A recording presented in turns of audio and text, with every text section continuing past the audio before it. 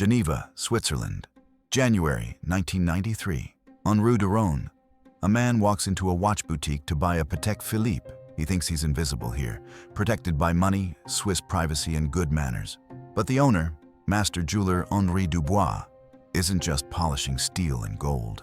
Hidden inside his magnification lamp is a camera system the case officers call lamp black.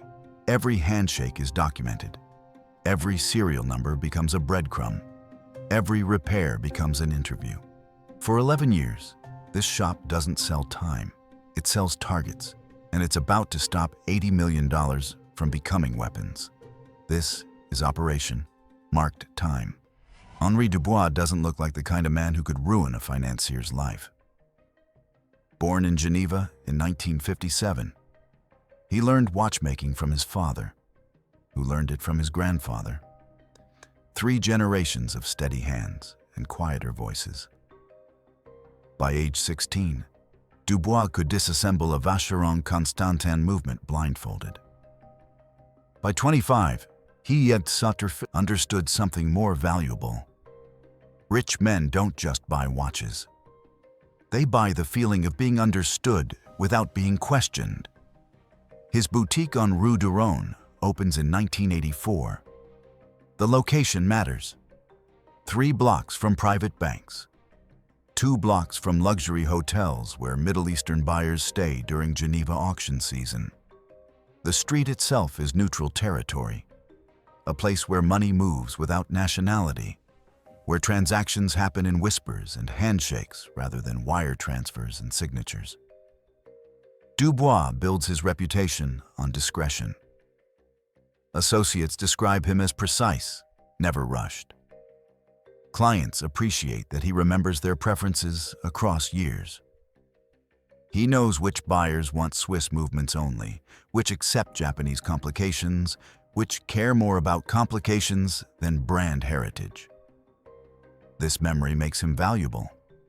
It also makes him dangerous, though he doesn't realize it yet. By the early 1990s, his client base includes Lebanese, construction magnates, Saudi petroleum consultants, Kuwaiti investment advisors, men who pay in cash, who never discuss their business, who sometimes send assistants instead of coming personally. Dubois notices patterns.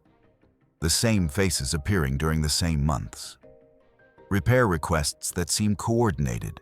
Serial numbers that move between buyers who claim not to know each other. He doesn't think of it as intelligence. He thinks of it as customer service. Then his personal life fractures. March 1992. His son Philippe, 23 years old, is arrested at Zurich airport carrying 4 kilograms of hashish in his luggage. The charges are federal. Swiss drug laws don't negotiate.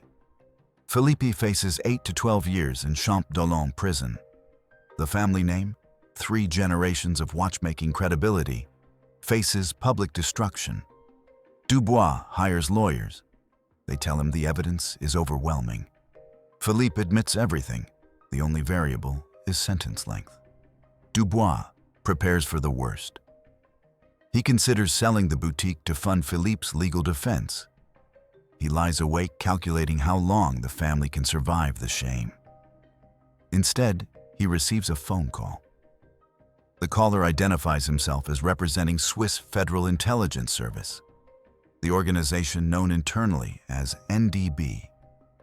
The voice is calm, almost bored. The message is surgical. Philippe's case can be reconsidered under certain circumstances. Drug charges can become probation with mandatory rehabilitation. The family name can remain intact. The boutique can continue operating.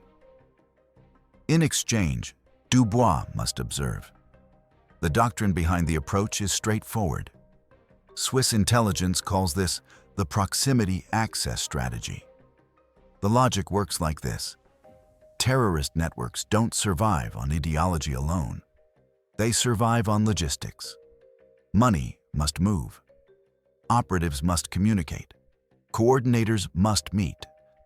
And in the early 1990s, before encrypted messaging and digital currency, these Networks rely on physical systems. Swiss banking secrecy is still a fortress. Direct surveillance of accounts is legally impossible. But luxury goods represent a different vulnerability. They're transportable. They have serial numbers. They require maintenance. They create paper trails that look innocent. Intelligence services had tracked Middle Eastern financial networks for 5 years by 1993. Traditional methods, phone taps, border surveillance, banking queries, hit legal walls. Switzerland's neutrality isn't theoretical. It's weaponized.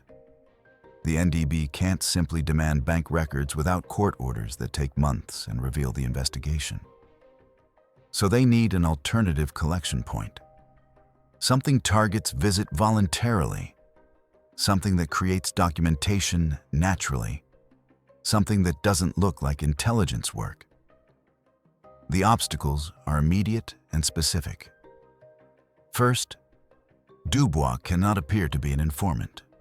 If one client suspects surveillance, the entire operation burns. His reputation depends on discretion. Any visible change in behavior destroys credibility. Second, he cannot handle obvious recording devices. Cameras, microphones, transmitters, all forbidden during customer interactions. Third, he must maintain the boutique's golden rule. Everything discussed inside these walls stays inside these walls. Clients pay for privacy. Break that contract once, and the network collapses. Fourth obstacle, misidentification. Dubois isn't trained in intelligence work. He doesn't know operational security protocols. He can't distinguish between a legitimate, wealthy buyer and a financial facilitator without guidance. One wrong assumption could compromise innocent people or miss actual targets. Despite these challenges, planners identify an opportunity. Dubois already takes detailed notes on every transaction. He already photographs watches for insurance documentation. He already asks about travel plans to manage repair timelines. He already builds long-term client relationships that span years. The infrastructure for collection already exists. It just needs to be weaponized. The trigger that converts theory into action occurs in September 1992. A Lebanese businessman brings in a Rolex Submariner for servicing. The serial number, R738942, appears on a watch previously sold to a Kuwaiti trader, who's flagged in German intelligence reports as a possible financial intermediary. The same watch, different hands, 6 months apart. No documented sale. No transfer of ownership on record, just a repair slip with a different name. Dubois notices because he's compulsive about record keeping. He mentions it to the NDB during preliminary discussions about Philippe's case. The intelligence analyst goes silent for 5 seconds, then asks Dubois to describe everything he remembers about both men. Physical details, accents, companions, payment methods. That conversation becomes the blueprint. By Aral Firoz, November 1992, the operation enters planning phase. Philippe receives probation. Dubois receives a handler. The boutique becomes infrastructure. Within 4 months, all elements would be in position.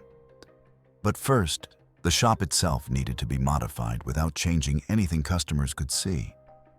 During the Christmas closure of 1992, Dubois experiences what handlers later call operational commitment anxiety. He sits in the empty boutique at 0200 hours, unable to sleep. The shop smells like metal polish and old leather. His father's workbench sits in the corner, untouched since 1989. 3 generations of trust built on one principle. Customers confide in us because we never betray confidence. Now he's preparing to violate that principle systematically. He tells himself it's for Philippe. He tells himself these aren't innocent customers, they're facilitating violence. He tells himself Swiss neutrality is complicity when money becomes bombs. But the justifications feel thin in the darkness. What he's really thinking is simpler. He has no choice. The leverage is complete. Philippe's freedom depends on Dubois' cooperation. The family's future depends on his silence. In the post-operation psychological assessment conducted in 2004, NDB evaluators note that Dubois never fully resolved this conflict. He simply learned to function inside it. The mission continued because the alternative, his son in prison, remained unthinkable. By January 14, 1993, the operation was active. The window was 11 years. The infrastructure arrives in pieces designed to look like normal shop upgrades. First installation, the magnification lamp.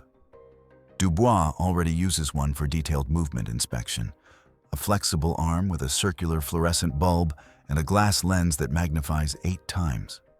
The replacement unit looks identical. Same mounting bracket, same adjustment range, same light, temperature. The difference is inside the lamp housing.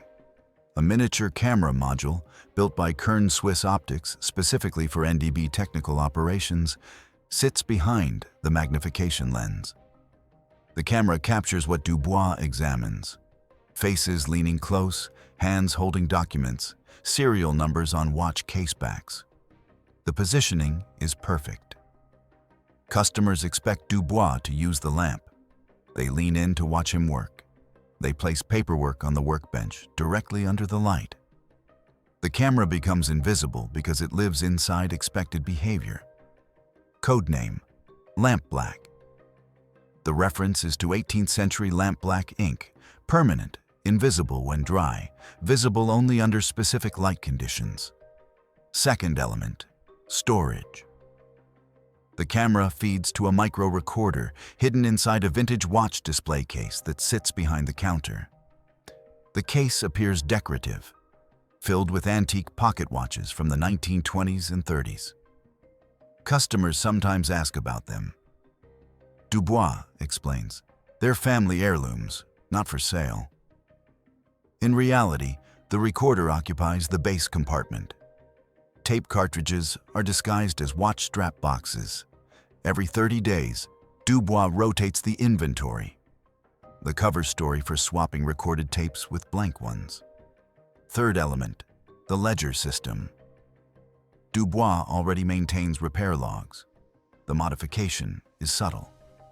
He begins recording additional details that sound like craftsmanship, but function as intelligence. Client mentioned Hamburg business trip, needs return by March 12th. Bracelet sizing indicates recent weight loss, discussed health concerns. Assistant paid, not buyer. Mentioned Berlin delivery address for invoice. Every detail builds the network graph. Team structure stays minimal to reduce exposure points. 3 people total. Dubois as sole collector. He's the only person who interacts with targets. 1 Swiss handler for pickups and payments. The handler poses as a safe locksmith who services the boutique's vault system. He visits monthly, retrieves tapes, delivers cash payments. An external analytic cell at NDB headquarters in Bern builds network maps from the intelligence. They never visit the boutique. Dubois never meets them. He receives feedback through the handler in the form of simple questions. Ask about travel to Milan. Watch for anyone asking about specific serial number G294718. Compartmentalization is absolute. If Dubois is compromised, he can only identify the handler. If the handler is compromised, he knows only a boutique location and a collection protocol. The analysts remain anonymous. The planning consumed 6 months. By January 1993, the system was operational. Dubois had no formal training beyond 2 afternoon sessions with the handler covering camera positioning and conversational elicitation techniques. The simplicity was intentional. Overtraining creates artificial behavior. Natural behavior creates trust. The boutique becomes a trap, built from luxury and time. April 9th, 1993. At 10:43 hours, a regular client, a Lebanese commodities trader named Samir, who's visited the shop 4 times over 2 years, arrives with a problem. His Patek Philippe Calatrava is losing 3 minutes daily. Dubois invites him to sit at the workbench, offers espresso from the small machine in the back room, opens the case back under the magnification lamp. To Samir, it's service. To Dubois, it's collection. The camera captures Samir's face at 6 different angles as he leans in to watch the inspection. Dubois asks the question that always sounds helpful. When do you need this back? Are you traveling soon? Samir answers without hesitation. I'm in Geneva until the 23rd, then Dubai for a week. Can you finish before I leave? Dubois nods, writes the timeline in the repair log as if managing deadlines. But it's not deadlines. It's a movement schedule. The handler will retrieve this information in 9 days during a routine safe inspection. The analysts in Bern will cross-reference. Samir in Dubai, April 23 to April 30. Does that window align with other known subjects? Does it overlap with financial transfers flagged by German or French intelligence? The process works because luxury service creates a natural framework for questions. How long are you staying? Where can I reach you? When do you return? Every question serves legitimate customer service while building an intelligence profile. Complications emerge quickly. May 1993. A Saudi buyer arrives with 2 bodyguards who stand too close, watching Dubois' hands. The buyer wants a Audemars Piguet Royal Oak, custom-ordered 42mm rose gold case. He pays 58,000 Swiss francs in cash. No negotiation, no receipt requested, just a private sale number for his records. Dubois cannot use the lamp. The bodyguards are positioned to see everything on the workbench. Any attempt to document the transaction under magnification would be obvious. So he adapts. He writes the sale number by hand, positions the buyer's business card near the edge of the counter, and uses a different collection method. Later that evening, after closing, he photographs the card and the handwritten sale notes with a secondary camera. A tourist model Olympus that lives in his desk drawer, completely ordinary. The handler retrieves the photos during the next scheduled pickup. The analyst's cell runs the business card details through international registries. The company listed doesn't exist. The phone number routes through a Luxembourg answering service. The buyer's name, Khaled Mahmoud, appears on no flight manifests into Geneva for that week. Which means identity obfuscation.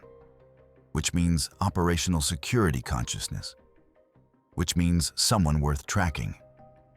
The operation nearly derails in November 1994. A regular buyer, a Palestinian businessman who owns construction companies in Jordan, returns unexpectedly for a warranty issue. He's visited the shop 6 times over 2 years. Dubois knows him as Rashid, courteous, always pays on time, never asks for discounts.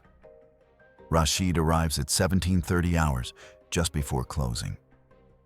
The handler is already inside, conducting a scheduled tape pickup disguised as a safe lock calibration. Rashid sees a stranger with technical tools near the vault. Stops, reads the room, asks a simple question that contains infinite threat. "Friend of yours?" Dubois answers immediately, voice steady. "He services my safe locks. Security upgrade, you know how it is in this neighborhood." Rashid studies the handler. The handler doesn't look up, continues adjusting an imaginary lock mechanism, maintains the role perfectly. After 5 seconds that feel like 5 hours, Rashid nods. "Security is important, especially with the inventory you carry. The moment passes. Barely. That night, Dubois cannot sleep. He calculates how close the operation came to exposure. If Rashid had asked one more question, if the handler had reacted defensively, if the timing had been 2 minutes different, the entire network could have burned. The next morning, he opens the boutique on time anyway. Because that's what intelligence work actually is. Not heroic action sequences, but the decision to show up the morning after nearly losing everything and pretending yesterday's terror never happened. Over the next 8 years, Dubois refines the collection into a ritual of precision. By 1997, Dubois has run the shop as an intelligence collection site for 4 years. The process becomes automatic, muscle memory. The way other people learn to drive or type without thinking. He learns to assess clients within 30 seconds of entry. The ones who browse casually. The ones who know exactly what they want. The ones who are performing wealth. The ones who possess it quietly. He learns that assistants are often more valuable than buyers. The buyer is ego. The assistant is operations. He learns that certain behaviors indicate operational consciousness. Refusing repair forms, paying only in cash, avoiding photography, asking about record retention policies, bringing their own packaging materials, scheduling pickups during busy tourist hours when the shop is crowded. He learns that watches themselves are secondary. What matters is the social network they reveal. The same serial numbers cycling through different hands. The same names appearing in different contexts. The pattern of who arrives in Geneva during the same week, staying at the same hotels, visiting the same shops. The boutique becomes a choke point where financial networks self-identify through luxury habits. June 6, 1998. At 10:12 hours, a buyer arrives. Middle-aged, soft hands, expensive suit but slightly worn at the cuffs. Not new money, old money being careful. He asks for an Audemars Piguet Royal Oak Offshore, the blue dial variant. Doesn't negotiate price. Doesn't browse alternatives. He's here to acquire a specific object. Dubois notes immediately, this isn't shopping. This is an errand. 10:16 hours. The man places a second watch on the counter for repair. Not luxury. A Seiko diver's watch, heavily scratched. The kind you wear when you don't want attention. Dubois recognizes the model. 500-meter water resistance, popular with military and security personnel. He opens the case back, sees engraving inside the clasp. Initials FM73.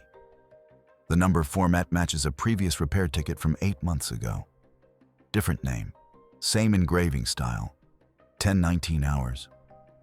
Dubois lifts the magnification lamp into position. The camera captures 3 things in sequence. Face at multiple angles, hands with visible scars on the knuckles, paperwork showing a Hamburg address. 10:23 hours. Dubois asks the question that always sounds like customer service. Are you traveling? Soon. I want to ensure the repair timeline works for your schedule. The man answers reflexively. Berlin first, then Malmö, 2 days each. Dubois doesn't react, just nods and repeats it back like a craftsman managing logistics. So you need this back before, what, the 17th? 16th would be better. Dubois writes the timeline into the repair notes. But it's not a deadline. It's a movement schedule with destinations. 10:31 hours. Payment is made through an assistant. Younger, nervous, holds a leather folder too tightly. The assistant speaks with a Levantine accent. Avoids eye contact. Places exact cash on the counter. 11,200 francs for the purchase, 800 for the repair. Dubois notes the assistant's behavior. The lamp camera captures him too. In the analyst reports compiled later, the assistant is identified as a courier who appears in surveillance photos from 3 different European cities. Always in background contexts, never is. A primary target, 10:44 hours. The buyer leans in, voice lowered. I may need 2 more pieces next month. Same delivery arrangement.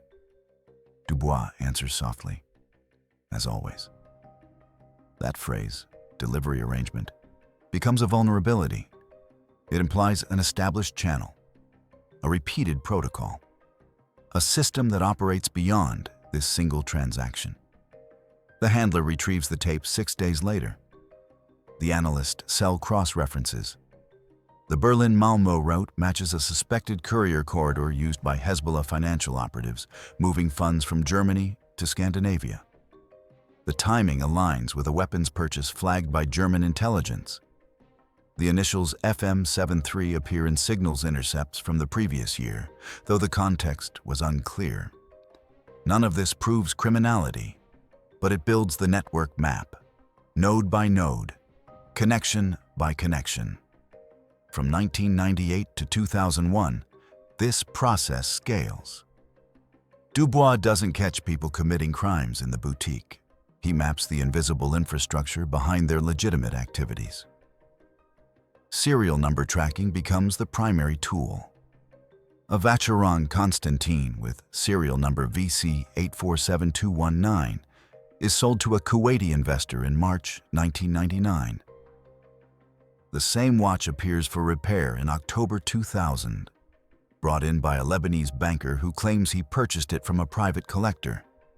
No documentation, no transfer record. Just a story about an estate sale in Monaco. Dubois photographs the serial number, notes the discrepancy, passes it to the handler. The analysts investigate. The original Kuwaiti buyer appears in financial transaction records linked to Hamas fundraising. The Lebanese banker operates accounts that move money to shell companies in Cyprus. The watch is the thread connecting them. Another pattern: identical repair requests appearing in different cities. A specific type of mainspring replacement requested for Patek Philippe Nautilus models in Geneva, then Milan, then Hamburg. Always at boutiques owned by the same parent company, always processed by different buyers, always within the same 3-week window. The pattern suggests coordinated movement, possibly code, possibly genuine coincidence. The analysts flag it anyway. Travel schedules cluster. 5 different clients mention Dubai business trips during the same week in January 2000. None claim to know each other, but they all visit the boutique within 3 days. They all stay at the Burj Al Arab. They all use the same private car service. The coincidence is statistically improbable. Dubois notes everything, captures everything. The lamp runs constantly during business hours. Banking references emerge in casual conversation. A buyer mentions Credit Suisse difficulties. Another complains about Liechtenstein reporting requirements. A third asks whether Dubois accepts payment through specific offshore entities. Each comment sounds innocuous, but patterns accumulate. The boutique becomes a confessional where men speak freely because they're paying for discretion.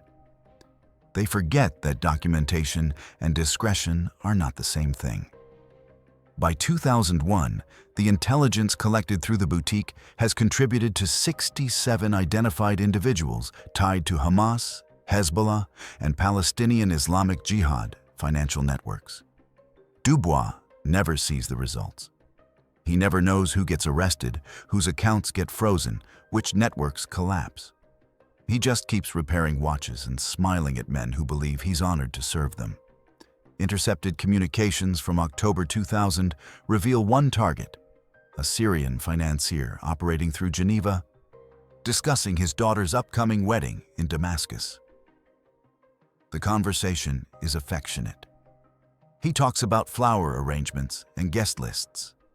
Analysts note nothing operationally relevant in the intercept. The man himself is soft-spoken when he visits the boutique in November 2000. He commissions a custom ladies' watch as a wedding gift. White gold, diamond set bezel, his daughter's initials engraved inside the case back. He shows Dubois a photograph of his daughter. She's 23, smiling, wearing a graduation gown. Dubois builds the watch over 3 months. It's one of his finest pieces. Precision movement, flawless finishing. He packages it carefully in December. The man picks it up on January 8th, 2001. Thanks Dubois profusely. Says his daughter will treasure it forever.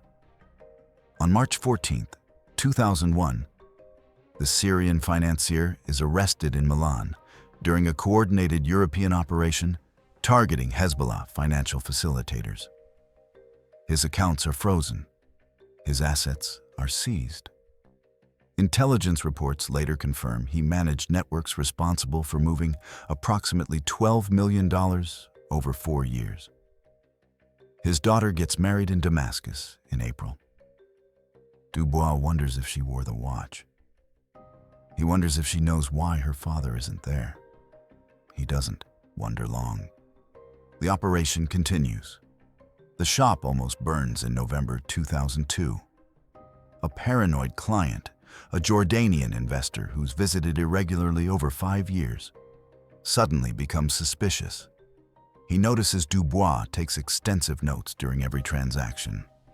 Asks directly, "Why do you write so much? This isn't normal."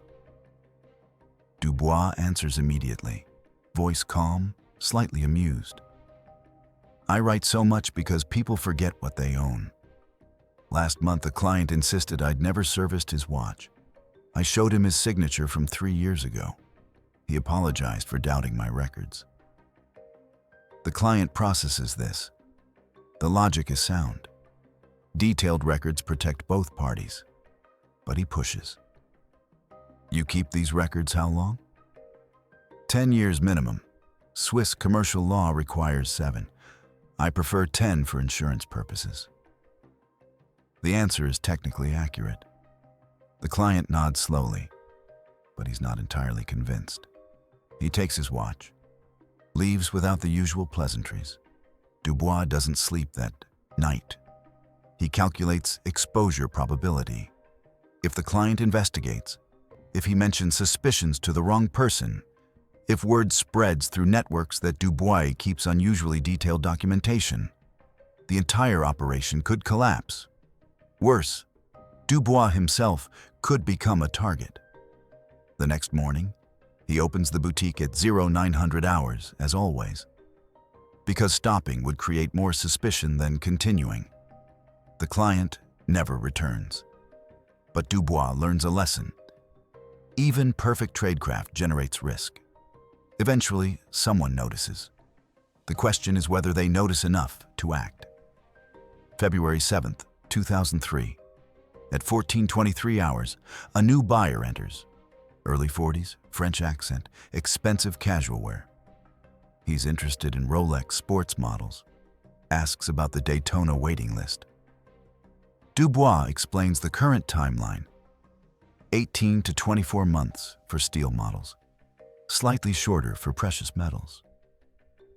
The buyer seems unconcerned about waiting. He browses, asks technical questions that demonstrate knowledge, discusses movement complications with precision. This is a genuine enthusiast, not a financier using watches as currency. 14:41 hours. The conversation shifts. The buyer mentions he's in Geneva for banking business. Asks if Dubois knows any good private banks for international clients. The question sounds casual, but it's a test. Dubois gives a careful answer. "I don't provide financial advice, but most of my international clients mention UBS or Credit Suisse for straightforward services. For more private arrangements, I hear Julius Baer or Piguet mentioned, though I have no personal experience."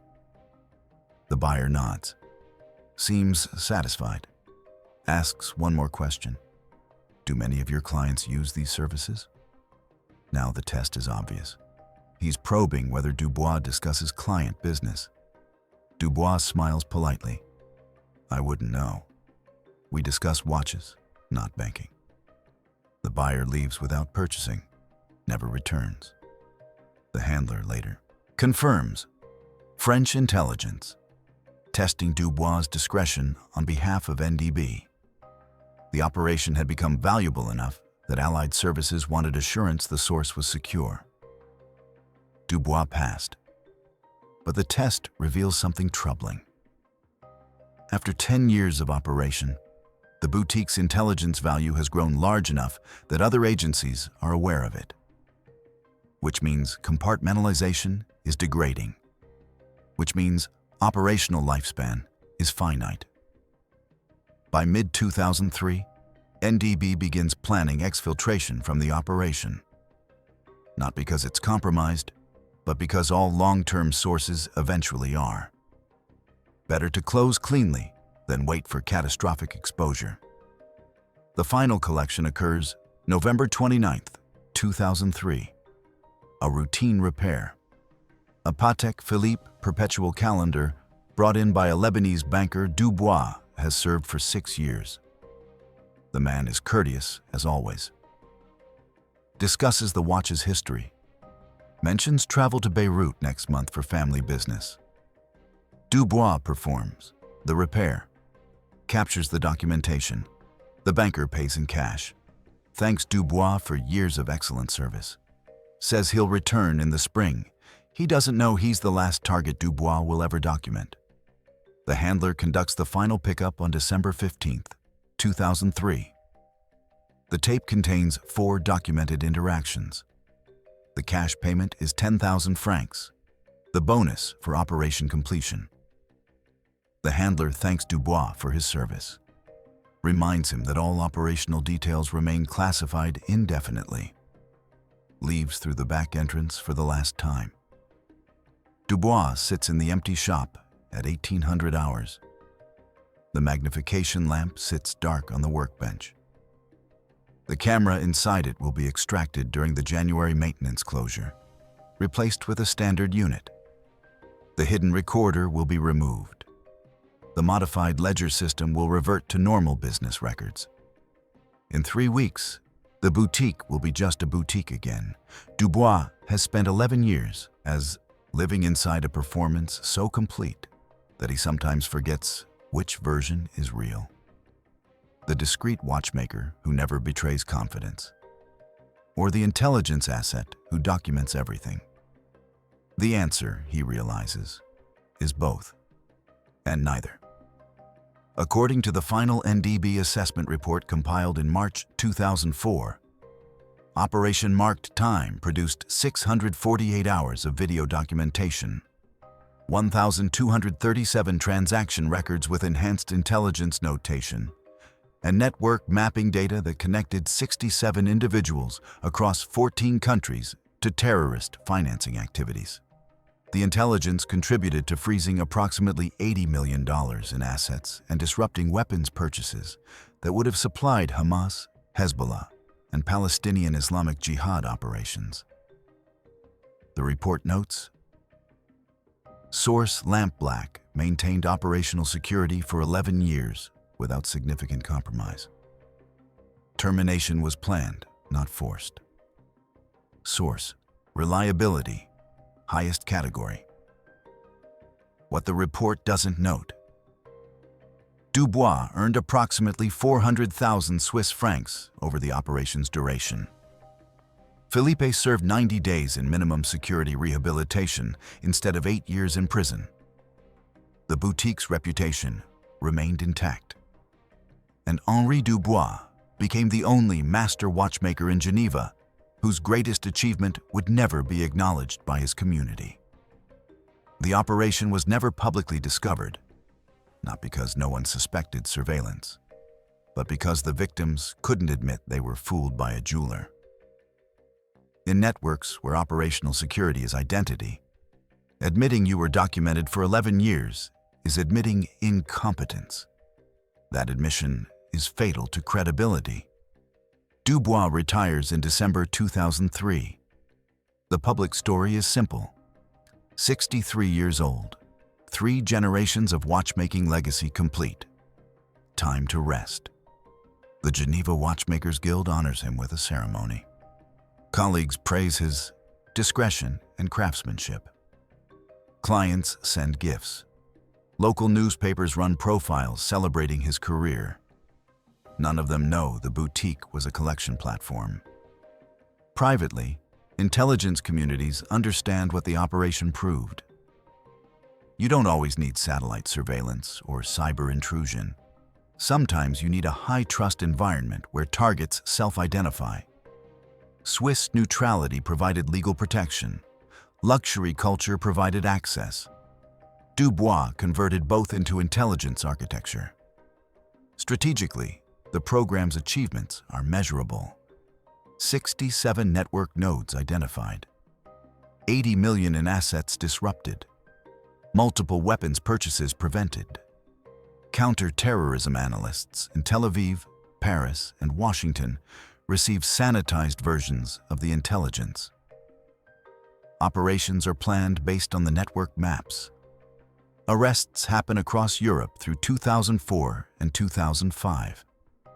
None trace back to a Geneva watch boutique. But the operational cost is psychological. 11 years of living inside a lie so complete that authenticity becomes dangerous. Dubois cannot confess to colleagues, cannot tell his family the real reason Philippe was released, cannot admit that every handshake was documentation, cannot reveal that the discretion everyone praised was actually comprehensive surveillance. His legacy becomes paradox. He's celebrated for never betraying client confidence, while his defining work was systematic betrayal, executed through magnification lamps and serial numbers and polite questions about travel schedules. The watchmaking community never learns that one of their masters spent a decade marking people for the invisible battlefield, and Henri Dubois dies in 2019, age 75, his obituary praising his craftsmanship and discretion. The truth remains classified, which raises the operation's central question. Was this intelligence work or coercion disguised as patriotism? Dubois stopped violence. The intelligence prevented weapons purchases that would have killed civilians. But the method was leverage. His son's freedom was the price of cooperation. For 11 years, he had no choice. One perspective argues justified necessity. Networks that fund terrorism operate in legal gray zones precisely because democratic societies restrict surveillance. If traditional methods fail, alternative collection becomes necessary. Dubois was compensated. His son was saved. The operation prevented deaths. The outcome justifies the method. The opposing view argues institutional corruption. Intelligence services identified a vulnerable target, a father facing his son's imprisonment, and weaponized that vulnerability. They converted a civilian craftsman into permanent surveillance infrastructure using legal threats disguised as offers. The operation succeeded because Dubois never had the freedom to refuse. And when it ended, he couldn't even discuss his coercion. The answer reveals more about your worldview than about Dubois. Do you believe democracies must sometimes violate individual autonomy to prevent mass violence? Or do you believe intelligence services that use legal leverage against civilians become the threat they claim to fight? Here's what's certain. Operation Marked Time worked. 80 million in weapons funding disrupted. Dozens of facilitators identified. Networks mapped across 14 countries. All through a boutique that sold time while marking targets. The question is whether that success justifies 11 years of coerced surveillance built on a father's fear. What's your take on weaponizing civilian businesses for intelligence collection? Does preventing terrorism justify leveraging someone's family against them? If stopping violence requires turning everyday transactions into surveillance, where does protection end and corruption begin? Drop your perspective in the comments. And if this operation made you reconsider how intelligence actually works, not through dramatic raids, but through magnification lamps and serial numbers and polite questions about travel. Share this story with someone who thinks espionage looks like Hollywood.